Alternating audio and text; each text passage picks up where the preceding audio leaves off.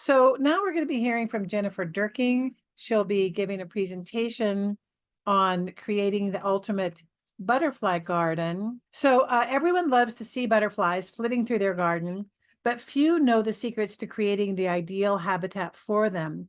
Jennifer Dirking is here to tell us about the 7 steps you can take to create the ultimate butterfly garden and support these beautiful insects at every stage of their life cycle. So I'll turn it over now to Jennifer. Excellent. Thank you, Kathy. Well, I'm back to talk about creating the ultimate butterfly garden. And when I say ultimate, I think a lot of people have gone online and have seen pictures of, different plants that they can put in a garden and it will attract butterflies.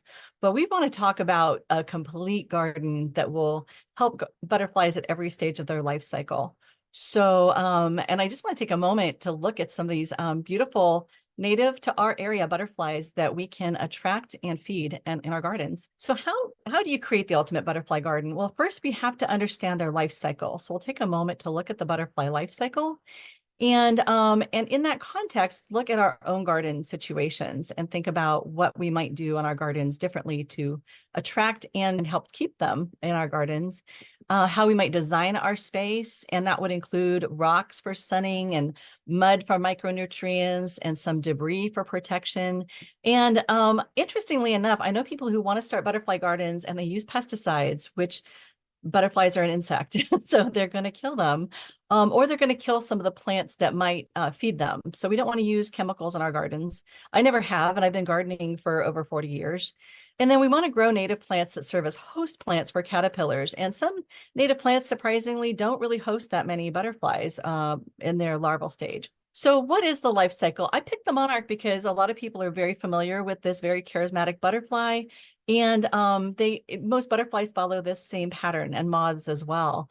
But they start off as an egg that's laid on a leaf. Some people recommend, instead of using pesticides, hosing off aphids off your plants using a very strong hose or spray. And I used to do that myself, but you might dislodge little eggs like this that might be on the leaves. And in my experience, if I leave the aphids, then often the hummingbirds eat them. 80% of their diet is small insects like that.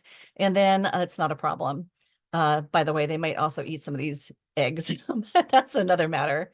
But the insects, they hatch, the butterflies hatch, and moths do too. They're very tiny, and they go through something called instars. They shed their skin 4 times, maybe 5 times, and grow and grow and grow. And eat leaves as they go. And we want to plant in abundance when we think about our gardens so that they have a lot of food. And then they form an interesting little J almost on a surface, or they form a chrysalis and drop into leaf litter. They go into chrysalis, they emerge, and the cycle starts over again. The adult needs nectar. They don't eat leaves. It's at that caterpillar phase where they actually eat the leaves. So what do caterpillars need? Well, they need specialized host plants that they co-evolved with over thousands of years. The plants, not every plant wanted to be eaten by everything. And so they developed defenses. And in order to keep things in balance, some of the insects kind of unlock that code and are able to eat those plants that other insects cannot eat. So we have the beautiful Buckeye caterpillar here in the upper left.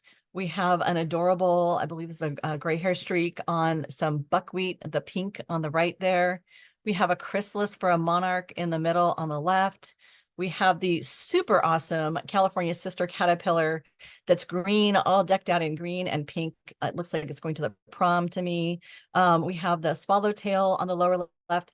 And then we have something that as a child, I used to dig in the dirt and I thought those were seeds. And that's actually a chrysalis of a little moth. I discovered it in the garden and I hatched it out in a mason jar with some nice ventilation. And it turned out to be a lesser black dart moth chrysalis, which I released right where I found it. But definitely leave the leaves for little creatures like that in your garden. So what do the adults need? Well, they need abundant flowers for nectar. They might even find, if you're growing milkweed for monarchs, the adult monarchs might seek out their special plants that they love for nectar, like goldenrod and asters. And we'll get into some of that later and have some links to resources about that later. But we want abundant flowers for them. And they're also, as they're looking around your garden, they're looking for those host plants to lay their eggs on. And those are rare now. So we really want those native plants that those special butterflies can lay their eggs on. I also didn't realize we need to leave, I don't have a lot of sunshine in my yard, but I've made sure where I have sunshine, I put some warm rocks and gravel. They like to rest on that and warm themselves. And they also seek mud and in some cases, carrion and dung for micronutrients. One of the most beautiful creatures in the world will sometimes seek some very ugly things to gain micronutrients from, but it's just part of nature's way. And then they need undisturbed areas for shelter from predators. And this is something we did not have in our garden until we heard Doug Tellamy at one of the talks here and got very inspired. So, and we leave the leaves on the ground, we leave debris, we don't throw all the fabulous stuff in our garden away. Everyone just take a moment and think about your own garden situation, whether you're already growing natives or you're thinking about growing natives. Just sit back for a moment and think, do I have certain areas that are really shady? And what might I plant there? Am I planting in a really large garden? Or, here in San Carlos, I have just a little patch of a garden. Where's the sun and shade at different times of the day? So I put a bench here. Maybe you'll go sit in your garden and experience that.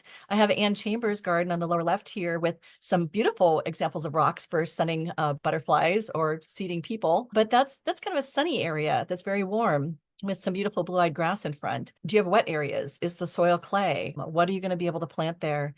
And then are there areas you can just leave undisturbed? And we've really done a lot more of that in our garden. These are just broad brushstrokes, but I want everyone to take a moment to think about their own situation. And then this is a beautiful example of sketching out a garden, but frankly, I just got a piece of paper and I got some colored pencils and I did my own rendition of this, which is not as fancy, but you can do this. Just think about how your garden might be designed and what the butterflies are going to like. So they're going to want nectar. They're going to want that flat rock. They're going to want moths will drink nectar at night. So think about maybe those shady areas for moths. And then look up the right plants for your exact area using calscape.org, which was mentioned earlier in some of the chat. Calscape.org, if you enter your zip code, you can see which plants would grow naturally in your area. And as you scroll down the page about each plant, you can see all the butterflies and moths that use those plants to feed their young at the caterpillar stage. And then attend talks like this one, explore books. I put 3 of my favorite books on here because the Designing California Native Gardens book talks about plant communities. In my own garden, I have several different California plant communities. One is an oak woodland under an oak. One is a very hot area that's very exposed to sun, that's almost like coast scrub.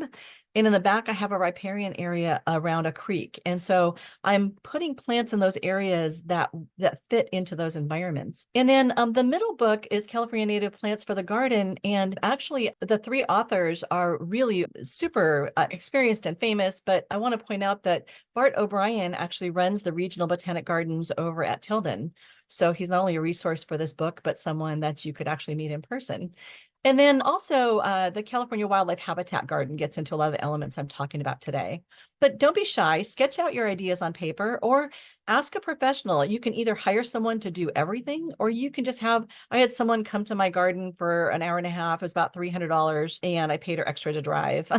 And you can just get someone to come kick the tires and tell you what to do. And then you can look around your garden and figure out where you might have some stones and mud. So I'm showing on the left some butterflies using it in nature, and up above a beautiful comma butterfly. I don't know exactly which comma this is, but the stones and the mud are something that you could even create in a bird bath. Someone took some mud on the lower right and some stones and gravel, and they created a little natural spot that in the sunshine the butterflies can come to. And again, leave all that debris. So these are pictures. The top 2 pictures are from my own garden. And people talk about deer browsing in their gardens. I found that the deer actually came through and ate a bunch of acorns in my garden, and they didn't eat the other plants. So I don't know if everybody left acorns on the ground, maybe the deer would be happy with that. But it provides such wonderful shelter for the overwintering butterflies, like this morning cloak that actually lives in debris over the winter. It protects caterpillars that live in the ground. Don't trim your stems like the lower left here where we have an actual chrysalis forming. And it's a warehouse of food. So not only the butterflies benefit, but the birds come through and eat the chrysalises and eat the caterpillars. And some of them make it to adulthood and some of them are bird food. And that's why my garden now in its third year has so many more birds. Finally, Western bluebirds for the first time. So anyway, this is a great way to feed everybody. And now we're starting to get to the exciting part because we're talking about what to actually plant. But first, we need to understand the critical role of the native plants that I alluded to earlier. All plants serve as the basis of life on Earth and convert carbon dioxide into oxygen. And that's about all that I learned in grade school. And what I learned from Doug Tallamy is that certain plants can convert the sun's energy to food. And we know this about our own crops, but I never thought about it in terms of only native plants will feed everything else, will feed the rest of the ecosystem, and they are absolutely essential. These co-evolve with various insects and other animals. They feed the entire ecosystem. And the single biggest converters of the sun's energy to food are the keystone plants that feed the most. So those are the plants we're going to focus on today. I love this picture because A, it's a picture of an oak, and B, it's a picture of an oak that has been eaten by somebody. And that is a plant that is being used. So if you see holes in your leaves in your garden, it's not quote damage as we used to say, but your plants are being used. Isn't this a butterfly garden? Everybody says so.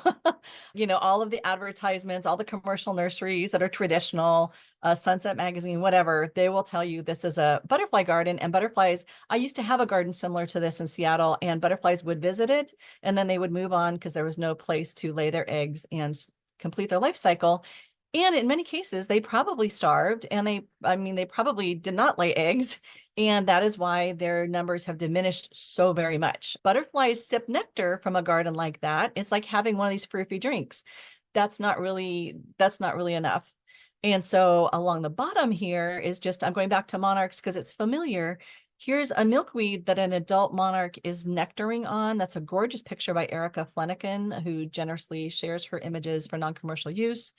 And then we have a caterpillar munching on the leaves. So this is a plant that is thoroughly used by the insects and can create a whole life cycle for the monarch. And as Doug Tallamy says, by including native plants in our gardens, we can create life. By using non-native plants, we can prevent it. And I think by and large, that's what I have found. Most of my non-native plants, like Chilean jasmine, I tore out because absolutely nobody was using it, not even bees. And I've replaced it with a beautiful honeysuckle that's cascading along my front walkway. So let's explore the California native plants that actually grow in real ultimate butterfly gardens. And this is a great butterfly garden picture by Jeff Silva, and it shows yellow monkey flowers. It shows an orange variety of the monkey flowers, purple penstemons. It shows some heucheras or alum root blooming in the background. And there's a beautiful lush backdrop of ribes and other trees and shrubs that we'll also talk about. So coffeeberry, this is one that grows, it grows pretty tall. It can grow 6 to 15 feet tall. And there are low mounding ones. In fact, there's one not listed here called Mount Vision that Pete Vayu has at his nursery that makes a beautiful low mound. I'm growing 4 of those in my garden right now. And you might see a pale swallowtail. The caterpillar might eat the leaves. This is the plant that's getting eaten the most in my garden. That's why I'm planting more of it. Other butterflies you might see are the elegant sheep moth, the gray hair streak, the ceanothus silk moth, which is really huge, along with the polyphemus moth. But there's 28 more. So go look at Calscape, look up coffeeberry. And by the way, it is not real coffee. The early explorers called it that because it looks like the coffee that's grown in South America. And this one is actually a laxative. So be very careful not to eat that. Pink flowery currant is another gorgeous plant and feeds this gorgeous silk moth and the satyr comma, or the copper-tailed butterfly, and 119 more. And what I like about this plant is it blooms at times of the year, very, very early, maybe January, you'll start to see it. And the hummingbirds come, and the Anna's hummingbird that is residential here zooms over and is immediately nectaring on it. And it's a real pop in the garden at a time when things are kind of quiet. A cousin to that is also another ribes, the fuchsia flowered gooseberry. And the difference between what the currant that we just looked at and this gooseberry is the gooseberries have thorns. And if you kind of look in the upper right of this picture, you can see one of those really long thorns. This is a great plant actually, where you don't want dogs or cats trampling something. You don't want people going into a certain area of your garden. I know somebody had workmen that were on a project near her house that were always tramping through her garden until she planted this and she created a nice little barrier. But it's also, it has these beautiful, beautiful flowers, and the hummingbirds, it's an absolute hummingbird magnet. They love how those dangle and have a lot of nectar. And then this plant feeds. I've dug up caterpillars around this plant when I was weeding. And so you'll find the tailed copper butterfly, the Aureus comma, Isabella tiger moth, and 119 others. So you definitely want some of this in your garden. And woodland strawberry. This is one that is creating a lovely mat in my garden. It likes a little bit of shade, but it will do well with some sunshine as well. And you might see a two-banded checkered skipper. You might see the Miranda underwing moth or 56 others. And here's another example of a butterfly that is mud puddling. Just an awesome looking caterpillar. Goldenrod, this was mentioned earlier as a monarch favorite. It is a perennial that is just really beautiful. And this particular plant will grow in shade or some sun. And you'll see the northern checker spot pictured here. You might also see a crescent or wavy lined emerald or 52 other species of butterflies growing on that. And I want to add too, like get a camera out and take pictures of these as you see them in your garden. That's been one of the most rewarding things for us. Here's the honeysuckle that I mentioned. Replacing Chilean jasmine, a beautiful vine, and it gets nice little fruits from the flowers as well that the birds will eat. This is a white-lined sphinx moth, pictured by Merav Bonshak, a well-known entomologist at San Jose State. In this picture, it's nectaring on a hummingbird sage, but it's such a beautiful moth that will eat these leaves as a caterpillar and then come revisit this plant as an adult. And there's 28 other species that use this as well. Here's ocean spray, Holodiscus discolor. I think that's my favorite Latin name. It can get up to 15 feet tall, or you can prune it so that it stays smaller for a small garden. It's very fragrant, and in the winter, the leaves provide habitat underneath it. All the deciduous plants, you just leave the leaves where they fall to the best of your ability and protect the insects there. And you might see the Lorquin's admiral butterfly pictured here as a butterfly, and then also as a caterpillar. I gotta say, for kids, people are like, I want to have a lawn so my child can play. I think children would rather play and find caterpillars like this one. It looks like a cartoon character to me. Anyway, so hopefully you'll see this awesome, awesome caterpillar, much easier to photograph than butterflies in my experience. Asters, these are just gangbusters in my garden, and they bloom late in the fall. And a lot of people comment, there's not a lot blooming. Passerby who walk by my front yard see these, and all of the bees that are on them, and the butterflies and the caterpillars munching the leaves. So you definitely want some of this. They do well in either sun or part shade. Mine's in kind of a shady spot near an oak, doing really well. And there's the northern checker spot laying eggs on this plant. And then the caterpillars overwinter in the leaf litter. So about this time of year, April, May, you'll see the butterflies flying around in your garden. And 52 other species of butterflies and moths lay eggs on this plant. The hummingbird sage that I mentioned, it's the only sage that I know of that grows well in shade. And it can suppress weeds, forming a really nice mat, like you can see on the lower right. And one of the butterflies that it feeds is this emerald, a wavy lined emerald moth. That's a beautiful shade of green. And in its caterpillar stage, it camouflages itself with tiny bits of whatever plant it's on. And so it's really hard to find on iNaturalist. If you're looking for pictures of this caterpillar, it's so camouflaged, you can only find one when it drops onto some wood and looks like a little Cheeto or something. So anyway, very, very wonderful plant for many species of butterflies and moths. The hollyleaf cherry, we just planted 5 of these in my tiny backyard to create the kind of density that Doug Tallamy talked about when we plant trees. And it can be grown as a shrub. It's going to be a screen where some neighbors took out some trees across the creek from me. It has edible fruit, but the stone's very large, so I leave it for the birds. And I did see with these fruits in the heat of summer last year at a local Woodside library, I saw different bees and wasps puncturing the fruit to get moisture and drink the juice. And that was a really fascinating aspect of this plant as well. So I highly recommend it. And you'll get the awesome Western tiger swallowtail as an adult or as a caterpillar.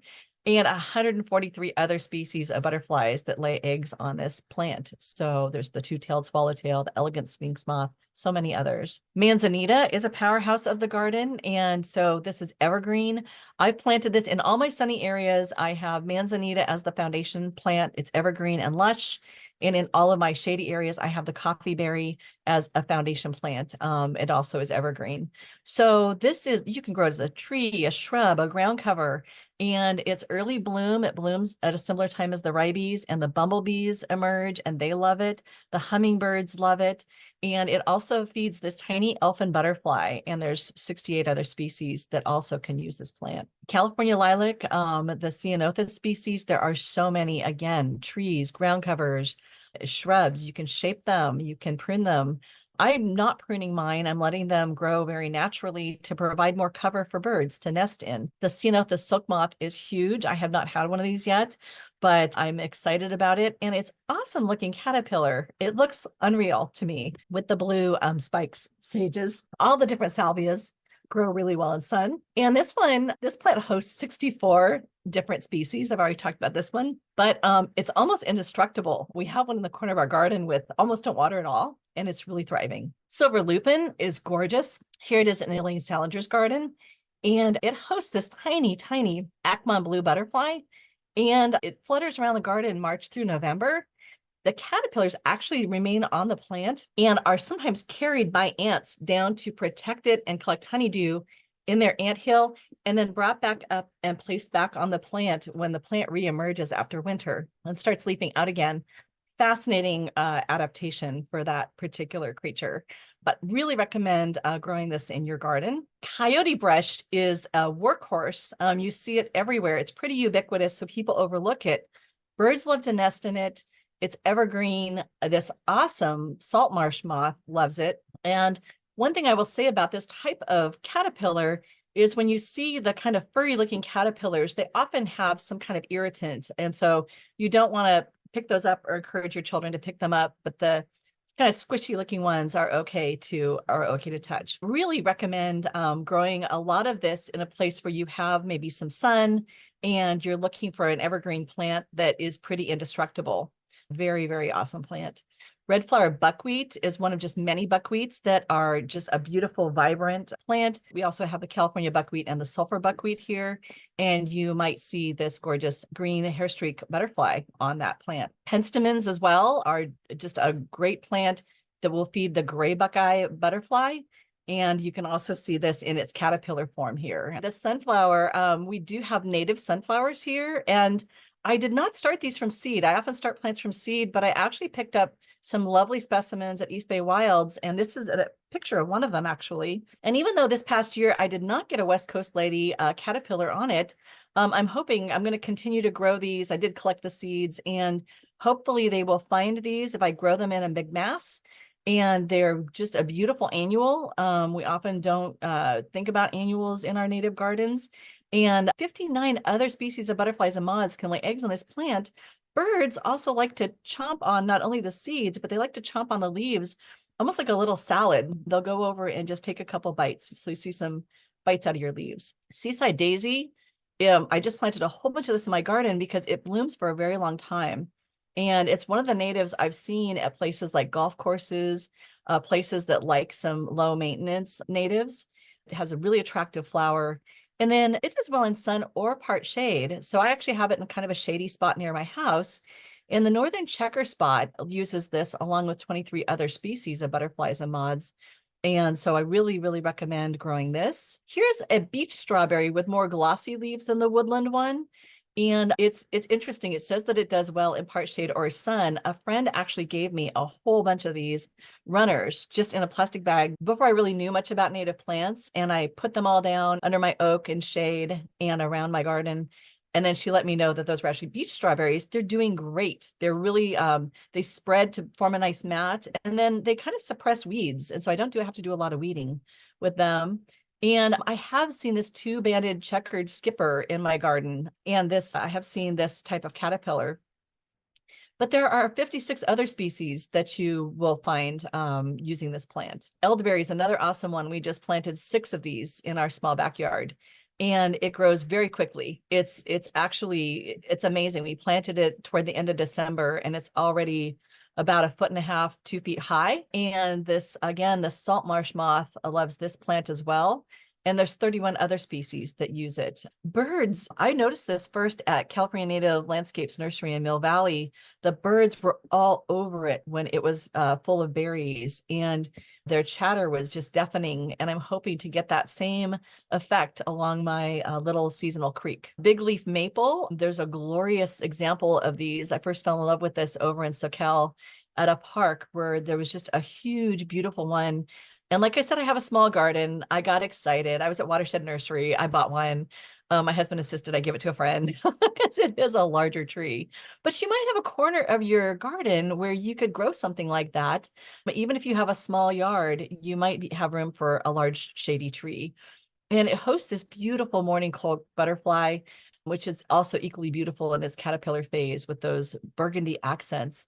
But this is that rare butterfly that overwinters, like I mentioned, in leaf litter, even like back east in the snow under some leaves. It's really important to leave a lot of protection for it. This big leaf maple also hosts 86 other species. So like western swallowtails are another common butterfly you'll see here. I mentioned the California scrub oak. There are actually 7 oaks that are native to our region, but scrub oak is really great for a small garden like mine. And you can keep it pruned as a shrub. The California sister is one of the most beautiful butterflies. And we finally, after all these years, we have so much abundance in our garden now. We finally saw a California sister. Of course, I never saw that beautiful caterpillar because it was way up in the canopy. But anyway, it's just a great evergreen oak. It does well in sun or part shade. So really recommend that. And as Doug Tellamy mentioned, oaks support more life forms and more fascinating interactions than any other genus in North America. So grow as many oaks as you can. A neighbor has a coast live oak.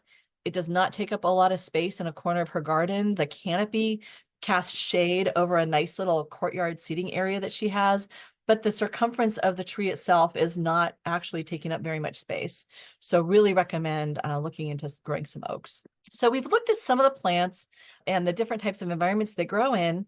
And we've thought about how we're going to design and put them in our own gardens, fit them in, maybe layer them as this top picture shows with plants going up into the taller trees and shrubs. But now that you've thought about your own garden, think about how you might learn more, gather more information, and how you might inspire others. So like I mentioned, read some books, go to talk to people at native plant nurseries. They're so knowledgeable and can really help you figure out what to put in your garden. Go on these garden tours. This is the time of year, April and May, to get out there and see them. Take some friends along and pack a picnic because you're not going to want to even stop for lunch. You want to see every garden you can. I put the dates for the bringing back the natives garden tours and the link there, which you all know, but also the Growing Natives Garden Tour. And actually, we're house number 3 on that tour, so come visit us in person. And at the very, so that's our garden in the middle, and then the very bottom is Joel Lim's garden. And you can also volunteer, share, invite, give a talk, get your grandkids involved as I do. Use some of these tools like Calscape that was mentioned earlier, or iNaturalist that's been talked about in the chat. And again, check out the keystone signs that we talked about in English and Spanish. And the QR code and link for this presentation is here. So and anybody who wants more information has access to that. Thank you so much. That was terrific. I saw that people mentioned aphids a couple times, and there's a fantastic presentation on the Garden Tours YouTube channel called Life and Death on Milkweed and Life and Death on Lupin. And Mei Chen wrote those presentations. She's an amazing naturalist. And what I learned from watching them is like aphids are really the plankton of our garden. Like we should no more want to get rid of aphids than we should want to get rid of plankton from the sea. They're the base of the food chain. And I actually go out looking longingly for aphids now because I want to see the other insects that come in because of them, the ladybugs and syrphid flies and other creatures that come for the aphids. Do you leave your aphids now, Jennifer? Yeah, actually, I don't see too many. They're pretty rare. But I do. And we leave all bugs, and we even leave some spider webs laying around that have bugs that were trapped in them that the hummingbirds will come eat just the shells or the whatever's leftovers. So we leave it all. You know, the leave the leaves really was brought home to me. I think it was last year when Anita Pereira came over. She wanted to dig some aster from my garden for a park restoration project she's working on. And she had really sharp eyes. So while she was digging the aster in my backyard, she pointed out a little tiny leaf. It was no more than half an inch long. It was curled. And there was a chrysalis on the inside of the curl, and there was a second chrysalis on the outside of the curl. And then she saw two different kinds of caterpillars on the aster and found a third one in the soil.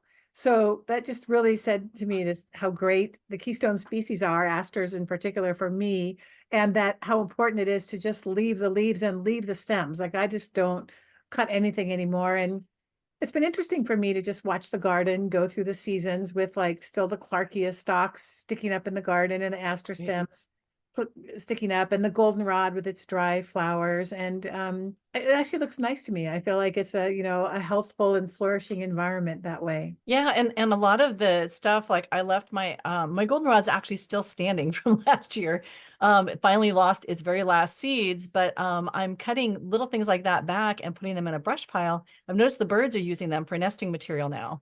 Mm. So, old dead grasses or bits of even a little bit of wood, they'll use for nesting material. I just leave everything up, and I find that I see birds coming on to like the I have a California buckwheat, Eriogonum fasciculatum, and I see the birds coming to its dried flowers like long after I would have thought that there wouldn't be anything there for them anymore. They're on the Clarkia, the dried flower heads of the Clarkia, and they're also Right.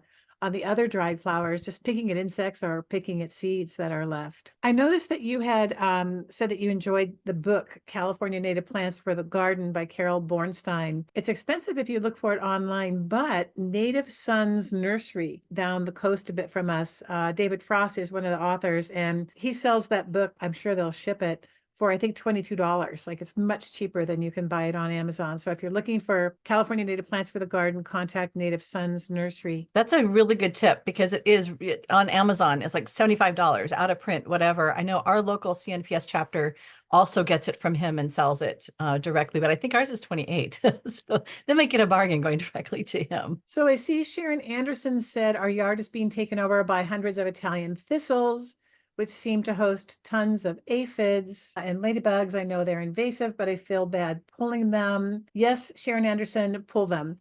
And you don't actually need to pull them. You can just cut them off at the base and prevent them from reseeding. They are an invasive species.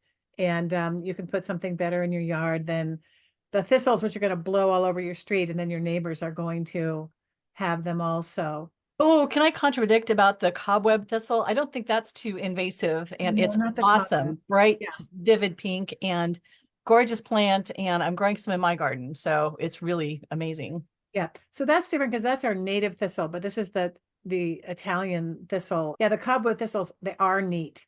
But this is the invasive Italian thistle. Question from YouTube. If we want to maintain a tidy garden, what is your recommendation to do with the clippings? You know, I'm a lazy gardener. So right now I have leaves that I'm gonna cover some areas with a little bit of bark.